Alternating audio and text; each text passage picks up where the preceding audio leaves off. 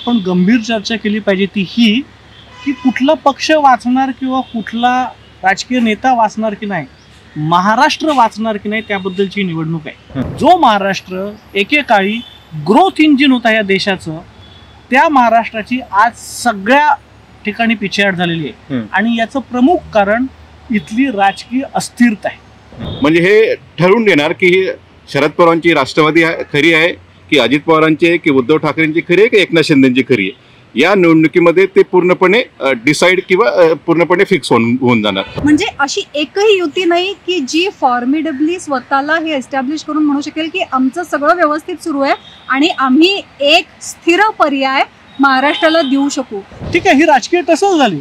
त्याच्या पलीकडे तुमचं म्हणणं काय महाराष्ट्राबद्दल, त्याच्या पलीकडे तुमचं सामान्य माणसाबद्दल म्हणणं काय, याच्याबद्दल मात्र लॅक ऑफ इमॅजिनेशन, काही नवीन नाही।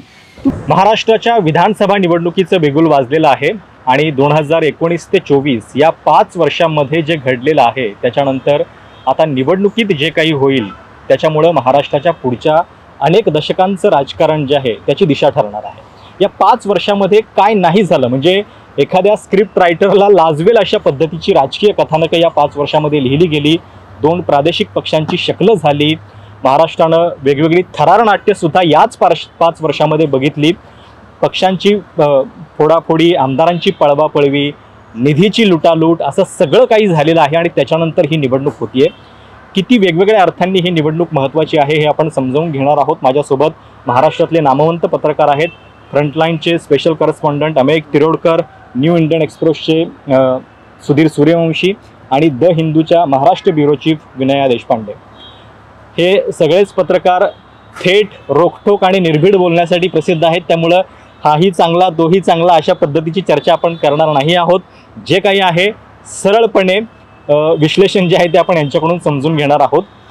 सगळ्यात पहिल्यांदा तर महाराष्ट्राची ही निवडणूक अनेक नेत्यांच्या अस्तित्वाची लढाई आहे असं आपण म्हणतोय, तर नेमकं कोणाचं अस्तित्व या निवडणुकीमध्ये जास्त पणाला लागलेलं आहे असं वाटतं?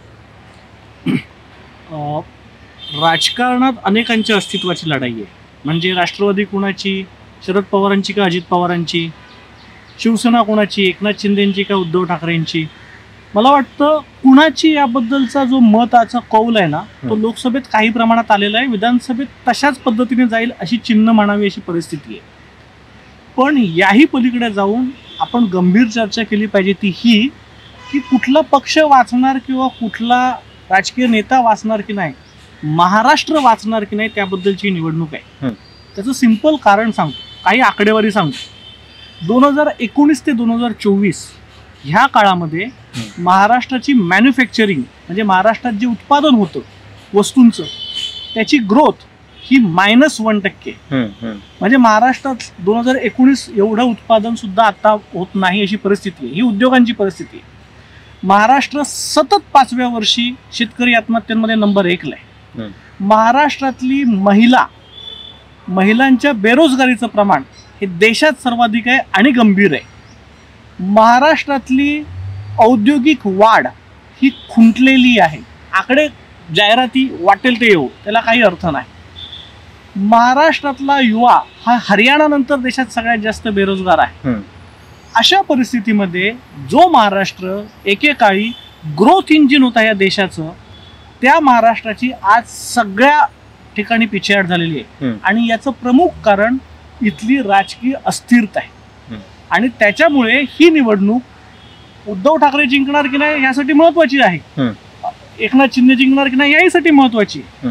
राजकारणाच्या या पलीकडे जाऊन महाराष्ट्र कसा राहणार याचा विचार सर्वसामान्य मराठी माणूस करणार की नाही आणि त्या दृष्टिकोनातून ही महत्वाची आहे। आणि म्हणून माझ्या एका लेखाला मी असं शीर्षक दिलेलं आहे की this is an election like there was never an election. ही अशी निवडणूक आहे जणू काही महाराष्ट्रात 1962 नंतर निवडणूकच झाली नाही, या लेवलला जाऊन सर्वसामान्य मराठी मतदारांनी विचार करायची वेळ आलेली आहे अशी ही निवडणूक। आम्ही सुरुवातीलाच काही धोरणात्मक बाबींचा, मुद्द्यांचा उल्लेख केला, पण राजकीय दृष्ट्या सुद्धा नक्कीच या निवडणुकीमध्ये खूप थरार आहे आणि बरंच काही डिसाईड या निवडणुकीने होणार आहे। काय वाटतं, ही निवडणूक जी आहे ती त्या अर्थाने किती महत्त्वाची असेल? अमय जे बोलला ते अगदी बरोबर आहे। त्याच्या पलीकडे जाऊन मला असं वाटतं की जसं लोकसभेच्या निवडणुकीमध्ये मोर ऑर लेस एक क्लिअर झालं की लोकांचा कल कुठल्या पक्षाकडे किंवा खरी शिवसेना किंवा खरी राष्ट्रवादी ही कोणाची आहे मोर ऑर लेस डिसाईड झालं. पण विधानसभेच्या निवडणुकीमध्ये इंग्रजीमध्ये एक म्हण आहे, this is the last nail in the coffin. म्हणजे हे ठरवून देणार की ही शरद पवारांची राष्ट्रवादी खरी आहे की अजित पवारांची आहे की उद्धव ठाकरेंची खरी आहे की एकनाथ शिंदेची खरी आहे. या निवडणुकीमध्ये ते पूर्णपणे डिसाईड किंवा पूर्णपणे फिक्स होऊन जाणार. आणि त्याच्यानंतर महाराष्ट्र एक वेगळ्या पॉलिटिकल म्हणा सोशिओ म्हणा या सर्व गोष्टींकडे पुढे जाणार महाराष्ट्र. हा पहिली गोष्ट. दुसरी गोष्ट मला असं वाटतं की महाराष्ट्राच्या लोकांच्या विवेकाची परीक्षा किंवा विवेकाची टेस्ट घेणारी ही निवडणूक असणार आहे. म्हणजे महाराष्ट्र आपण नेहमी नीतिमूल्य म्हणतो किंवा मॉरल किंवा अनेक गोष्टी असं म्हणत असतो, पण महाराष्ट्र खरं त्या शाहू फुले आंबेडकर या विचारसरणीशी स्टिक आहे का की मॉडर्निझममुळे मटेरियलिझम वाढलेला आहे. त्या गोष्टी आहेत का, जसं 50 खोके सबकुच ओके ते शिवसेनेने उद्धव ठाकरे गटांनी केलेली जी घोषणा किंवा ज्या पद्धतीने महाराष्ट्रातून जे प्रोजेक्ट गुजरातमध्ये गेले आणि किंबहुना मला असं कळतं ज्या मंत्रालय आपण एक चक्कर मारतो अनेक असे प्रोजेक्ट आहेत कॅबिनेटमध्ये डिसिजन झाले पण ते डिसिजनची प्रेस नोटमध्ये त्याचा उल्लेखच नाही आहे. असं कधी झालं नाही आहे. म्हणजे एखादा निर्णय झाल्यावरती ते नोटमध्ये येतच, पण ते असे निर्णय अनेक निर्णय आहेत जी आर गायब झालेत. डिसिजन जीआरई काढले. आता परवा अडानीच्या बद्दल जो ह्याचा देवनारचा निर्णय झाला तोही कॅबिनेट नोट मध्ये कुठे होता? बापरे. पण ही हिंमत येते कुठून, म्हणजे की आपण निर्णय घेतोय तर त्याची माहिती जनतेला न देण्याची हिंमत राज्यकर्त्यांमध्ये येते कुठून? ह्याला हिंमत म्हणायचं का भीती म्हणायचं हा खरा प्रश्न आहे. म्हणजे खरोखर हा जर का निर्णय बाहेर आला तर ह्याच्यातून काय कॉन्ट्रोवर्सी निर्माण होऊ शकते, लोकांना हा निर्णय पटेल की नाही पटणार, त्याच्यातून आपल्याला बॅकलॅश येईल का, ही हिंमत नाही आहे, ही कदाचित भीती आहे असं आपण म्हणू शकतो. पण आत्ता या दोघांनी जो मुद्दा मांडला त्याच्याही पलीकडे जाऊन मला असं सांगायचं आहे प्रशांत की ही एक अशी निवडणूक आहे जिथे प्रत्येक पक्षाला आज हा निर्णय घ्यायचा आहे की एकंदरीत जर का आपल्याला जनतेसाठी काहीतरी डिलिव्हर करायचं असेल तर स्वतःचा अजेंडा बाजूला ठेवून एक कुठला तरी युती धर्म पाळला पाहिजे का नाही. कारण आज अशी परिस्थिती आहे की कुठल्याही एका पक्षाला मॅन्डेट मिळेल अशी शक्यता आत्ता तरी दिसत नाहीये. आपण कमीत कमी 6 रंगी आघाडीला तरी मिळेल ना, एका आघाडीला मिळण्यासाठी आघाडी एकत्र राहील ना हा पहिला प्रश्न आहे की त्याच्यात किती प्रॉब्लेम्स आहेत, त्याच्यात किती इगोज आहेत, त्याच्यात प्रत्येकाची रस्सीखेच कशा प्रकारे सुरू आहे आणि त्यातही प्रत्येक पक्षाला लार्जर गोल कुठला दिसतो, स्वतःचा मुख्यमंत्री व्हावा हा दिसतो का महाराष्ट्रासाठी एक स्थिर सरकार द्यावं हा दिसतो. आणि तो मुद्दा आत्ता मला असं वाटतं की महायुती असेल किंवा महाविकास आघाडी असेल दोन्ही बाजूंनी तितक्याच जास्त प्रकर्षाने पेटलेला आहे. महाविकास आघाडीची आज बैठक होणं अपेक्षित होतं जी झाली नाही. सकाळपासून त्याच्याबद्दलची काही थोडीफार कुरबुरही आपण ऐकतोय. महायुतीच्या संदर्भातही आपण बघतोय की जेव्हा केव्हा प्रश्न विचारला जातो की तुमचा मुख्यमंत्री पदाचा चेहरा कोण, गेले काही दिवस त्या प्रश्नाला बगल देण्याकडे कल जास्त आहे. म्हणजे अशी एकही युती नाही की जी फॉर्मिडेबली स्वतःला हे एस्टॅब्लिश करून म्हणू शकेल की आमचं सगळं व्यवस्थित सुरू आहे आणि आम्ही एक स्थिर पर्याय महाराष्ट्राला देऊ शकू. त्यातच एकीकडे राज ठाकरे म्हणतात मी एकटा लढणार, तर त्यांचा इम्पॅक्ट किती होईल हे आता येणारे इलेक्शन सांगतीलच. पण तिसऱ्या आघाडीची एक भीती आहे, म्हणजे कमीत कमी 6 रंगी लढत किंवा त्याच्यापेक्षा जास्त.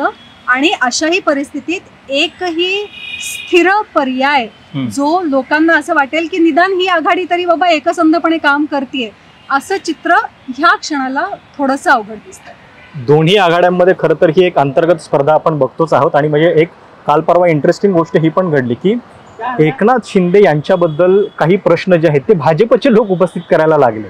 उदय सामंत मध्यरात्री जाऊन जरांगेंना भेटले आणि त्या भेटीचे फोटो भाजपच्याच लोकांच्याकडनं सोशल मीडियावरती आले, तेच प्रश्न विचारायला लागले. म्हणजे जी इतके दिवस थोडीशी अशी पडद्याआड कुजबूज व्हायची ती आता उघडपणे व्हायला लागली. हे कशाचं निदर्शक आहे आणि काय खरोखर जसं विनयानं उल्लेख केला दोन्ही आघाड्यांमध्ये ही स्पर्धा आहे. विनयाने म्हटलं त्यामध्ये एक पॉइंट आहे तो बरोबर आहे, तो हा की सगळेच राजकीय पक्ष त्यांची एक जबाबदारी पाळतायत असं दिसत नाही. हा मुद्द्याबरोबर पण काय आहे की यावेळेला आणखी थोडी वेगळी परिस्थिती. म्हणजे आपण 2014चा विचार केला, 2019चा केला, 9चा केला, 4चा केला, प्रत्येक वेळेला निवडणुका आल्या की जागा वाटपावरून ही टसल ही त्याही वेळेला म्हणजे पारंपरिक आघाड्यांमध्ये होत होती. आता तर पारंपरिक आघाड्यांच्या पलीकडे गेलेलं आहे. आता ज्या पद्धतीने पक्ष फुटले त्यामुळे ही अशा पद्धतीची टसल होत राहणार, हे सगळं बरोबर आहे. पण हा जो मुद्दा आहे विनयाचा, की ठीक आहे ही राजकीय टसल झाली, त्याच्या पलीकडे तुमचं म्हणणं काय महाराष्ट्राबद्दल, त्याच्या पलीकडे तुमचं सामान्य माणसाबद्दल म्हणणं काय, याच्याबद्दल मात्र लॅक ऑफ इमॅजिनेशन, काही नवीन नाही. तुम्ही आता बघा ज्या चर्चा सुरू आहेत मॅनिफेस्टोच्या वगैरे, काही नवीन नाहीये. त्यामुळे हा सगळ्यात मोठा मुद्दा आहे. दुसरा, उदय सामंत जरांगेंना भेटतात, मग राधाकृष्ण विखे भेटतात. मी आता फोटो बघितला, सुरेश धस पण भेटले. आता हे असं झालेलं आहे की जरांगे फॅक्टर आपल्या मतदारसंघात आपल्या बाजूने राहावा म्हणून तरी माणसं स्वतःपुरती जाऊन करून येत नाहीयेत ना. सगळं जरांगेंना बरं वाटावं असं म्हणून येत नाही. जरांगे हे ह्या निवडणुकीमध्ये 100% मुद्दा असणार आहे. तो जास्तीत जास्त आपल्या मतदारसंघात तरी आपल्या बरोबर राहावा, हा त्यांचा प्रयत्न आहे का हे बघावं लागेल. दुसरं, जरांगे मुद्दा हा नेमका महाराष्ट्रातल्या किती भागांवर इम्पॅक्ट करतो हे पण बघावं लागेल.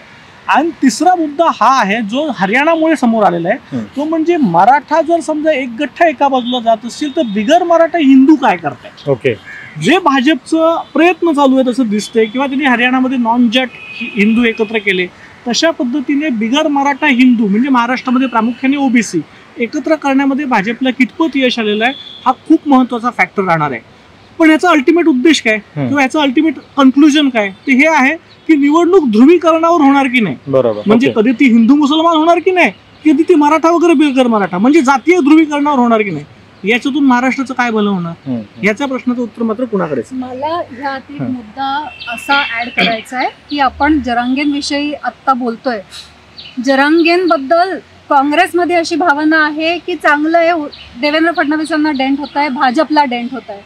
भाजपमध्ये अशी भावना आहे की त्यांनी मैदानात उतरावं आणि लढावं, म्हणजे त्यांची जी पॉवर आहे खरी इलेक्टोरल पॉवर ती कळेल ज्या काही जागा असतील त्यात, आणि त्याच्यातून जसं अमेय म्हटला तसं ते ध्रुवीकरण होऊन निदान बिगर मराठा ओबीसी जो बॅकलॅश येईल त्याच्यामुळे तो सपोर्ट भाजपला मिळेल. म्हणजे ह्या बॅकलॅशच्या किंवा ध्रुवीकरणाच्या राजकारणातही प्रत्येकाचा एक वेगळा पर्स्पेक्टिव्ह आहे. आणि इनफॅक्ट आता जरांगे पाटलांबद्दल तर असं ओपन चॅलेंज आहे भाजपकडून की त्यांनी निवडणुकीच्या मैदानात उतरावंच आणि दाखवावं की नक्की शक्ती किती आहे मराठ्यांची, निदान मराठवाड्याच्या. कारण ते मतांचं विभाजन जे आहे ते भाजपला नक्कीच हवं आहे. पण या निवडणुकीच्या आधी म्हणजे 2 निवडणुकांचं उदाहरण आहे आपल्याकडे, एक तर लोकसभा निवडणूक आणि पाठोपाठ मग हरियाणा निवडणूक.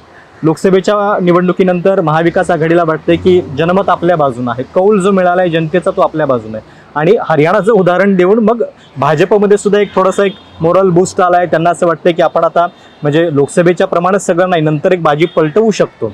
आणि एक अरिथमॅटिक पण असतं निवडणुकीमध्ये खूप महत्वाचं शेवटी. तर ते त्यांनी हरियाणामध्ये व्यवस्थित करून दाखवलं. महाराष्ट्रात ते करून दाखवू शकतील.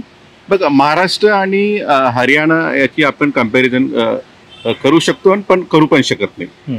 मला असं वाटतं पॉलिटिकली जर आपण हरियाणा आणि महाराष्ट्राचे कम्पॅरिझन करायचं ठरवलं तर हरियाणामध्ये 18% समथिंग जाट आहेत आणि जाटच्या रिव्हर्स पोलरायझेशन दलित असतील किंवा ओबीसी असतील त्या कम्युनिटीचं तिथं झालं. पण त्या उलट महाराष्ट्रामध्ये मराठा विरुद्ध जे अँटी पोलरायझेशन रिव्हर्स पोलरायझेशन बीजेपीला ज्या छोट्या जातीचे अमयने उल्लेख केला, भूपेश यादव पण सागर बंगल्यावरती अनेक छोट्या जातींच्या मिटिंगा पण घेत आहेत, ते रिव्हर्स पोलरायझेशन त्यांना करायचं. पण महाराष्ट्रात 18% मराठा नसून हे 30 ते 35% मराठा आहे. दुसरी महत्त्वाची गोष्ट, महाराष्ट्रामध्ये एक ॲड ऑन नावाचा एक फॅक्टर आहे, म्हणजे 30 ते 35% मराठा आहेत, 10-12% दलित आहेत, 7-8% आदिवासी आहेत, 9-10% मुस्लिम मायनॉरिटी वोट्स आहेत. त्याच्यामुळे हा चंक खूप मोठा आहे. तुम्ही फक्त ओबीसी या मुद्द्याचा धरून किंवा छोट्या जातीच्या धरून इथं जसं हरियाणामध्ये केलं तसं महाराष्ट्रात होणं शक्य नाहीये. महाराष्ट्रात भारतीय जनता पार्टीने एक माधव नावाचा फॉर्म्युला आणला होता, माळी, धनगर आणि वंजारी वगैरे. तो फॉर्म्युल्याने सुद्धा त्यांना 50-45 मॅक्झिमम 60% जागा त्यांना मिळाल्या होत्या ओबीसी या कन्सोलिडेशनने. कारण की इथली जी मेन जात आहे महाराष्ट्रातली मराठा, ती कधी भारतीय जनता पार्टी बरोबर राहिली नाहीये. ते राहण्यासाठी देवेंद्र फडणवीस यांनी जे अनेक प्रयत्न केले, पश्चिम महाराष्ट्रात जे काही कोऑपरेटिव्ह मुवमेंट असते त्या माध्यमातून अनेक लोक फोडण्याचा किंवा आपल्याकडे आणण्याचा प्रयत्न केला, झालं नाही. म्हणून त्यांनी जे फुल्ली जे छत्रप आपण ज्याला म्हणतो घराणे सरदारच मराठी सरदार त्यांनी आपल्या पक्षात घेतलं, जसं त्यांनी गोव्यामध्ये केलं होतं आणि आपसूक त्यांचा नंबर त्यांनी वाढवला.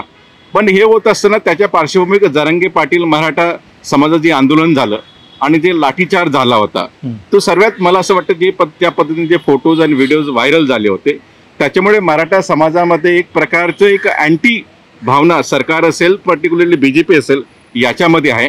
त्याच्यामुळे तो समाज अजून दुखावलेला आहे. म्हणून राधाकृष्ण विखे पाटील असतील किंवा उदय सामंत असतील किंवा बाकीचे लोक जाऊन, पण महाराष्ट्राचा मराठा जो आहे तो एक गठ्ठा असा कुठल्या एका पक्षाच्या पाठीमागे नाहीये. त्यामुळे पण म्हणजे आपल्याकडे असं जे म्हटलं जातं की स्वबळावरती सत्ता का नाही एका पक्षाची, कारण हा एवढा मोठा समूह कधी असा म्हणजे विखुरलेला आहे आणि तो त्याला भौगोलिक कारणं पण आहेत, त्याच्यामुळे पण हे थोडंसं दिसतं. तर हे एक गठ्ठा तो भाजपच्या विरोधात आहे एवढं मात्र सांगता येईल. मी 100% मला असं वाटतं तो एकगट्टा कन्सोलिडेटेड झाल्यामुळेच लोकसभेला जे निकाल लागले ते निकाल स्पष्ट होतात की मराठा, जसं मी म्हटलं, ॲड ऑन जे फॅक्टर जे काँग्रेसची पारंपरिक जो वोट बँक म्हणा किंवा त्यांचा जो जनाधार म्हणा, दलित, मुस्लिम आणि आदिवासी ते परत आल्यामुळे ते एक मोठा विजय महाविकास आघाडीला 48 पैकी 31 जागा त्यांना मिळाल्या आणि 17 जागांवरती विजय फक्त महायुतीला मिळाला. म्हणून मला असं वाटतं की मराठा हा फॅक्टर त्याला आपण मायनस करून चालणार नाही. काही प्रमाणात मराठा जसं म्हटलं की त्याचं पूर्ण 100% होत नाही, पण त्याला तुम्ही नाकारून चालणार. बीड मधली निवडणूक बरोबर, तिथं सर्वात जास्त पोलराईज झालेली निवडणूक होती, पण तिथं मराठ्यांच्या बाजूने एक ॲड ऑन फॅक्टर जो होता दलित, मुस्लिम आणि आदिवासी, त्याच्यामुळे पंकजा मुंडे यांनी कितीही प्रयत्न केले, म्हणजे धनंजय मुंडे आणि पंकजा मुंडे असे पुस्तकातल्या कुठल्या ट्रिक नसतील ते वापरल्या नसतील त्या निवडणुकीमध्ये, तरी तिथं बजरंग बाप्पा सोनवणे का निवडून आले, कारण की तिथे एक ॲड ऑन नावाचा फॅक्टर होता आणि तो मराठ्यांबरोबर नेहमी राहतो आणि ते नेहमी दिसून पण आलेलं आहे. म्हणजे बेसिकली काय असतं की जगात कुठेही जा, भारतातच नाही जगात 30% ज्यावेळेला एखादा समाज असतो ना, त्यावेळेला तो एक गठ्ठा कुठेच जात नाही, तो अनेकदा विखुरलेला असतो. पण तो किती कमीत कमी विखुरलेला आहे ह्याच्यावर सगळे गणित असतात. म्हणजे उदाहरणार्थ भारतात दुसरं याचं काय आहे तर 35% पंजाबमध्ये 35% दलित समाज आहे, पण तो तिथे 4 पक्षांमध्ये विखुरलेला आहे. मराठा समाज म्हणजे असा आहे की कोणी असं म्हणतच नाही की 30% मतदान करेल. याच्या आधी कधी मराठा समाजाचं पोलरायझेशन झालं, आपण म्हणतो ध्रुवीकरण झालं, 2004 साली झालं. 2004 सालची जर आपण डाटा साधारणपणे त्यावेळेच्या सर्व्हेचा बघितला तर 24-25% मराठा समाजाचं ध्रुवीकरण हे काँग्रेस राष्ट्रवादीच्या बाजूने झालं. म्हणजे 30%तले 24%. हा जो फॅक्टर आहे तेव्हा त्यांच्या फायद्याशी, म्हणजे साधारणपणे 75-80%. आणि मग जसं सुधीर म्हणतो की मग या 24%ला ऍड ऑन होत जातात इतर समाज. असं हरियाणात झालं, असं होण्यासारखी परिस्थिती, सामाजिक रचना हरियाणामध्ये नाही, हे मुळात घेतलं पाहिजे. दुसरा जो त्याचा मुद्दा आहे तो आपण त्याची दुसरी बाजू लक्षात घ्या. भाजप जोपर्यंत माधव फॅक्टर करत होती तोपर्यंत सत्तेवर आली नाही. बरोबर, 50 पण क्रॉस केले नाहीत. ज्या वेळेला त्यांनी मराठा समाज सोबत घ्यायला सुरुवात केली त्यावेळेला त्यांना 100 दिसलेत. त्याच्यामुळे मराठ्यांना पूर्णपणे बाजूला ठेवून बिगर मराठा मतांवर आपण पुढे जाऊ शकतो, हा भ्रम आहे आणि तो महाराष्ट्रात फार काळ चालत नाही.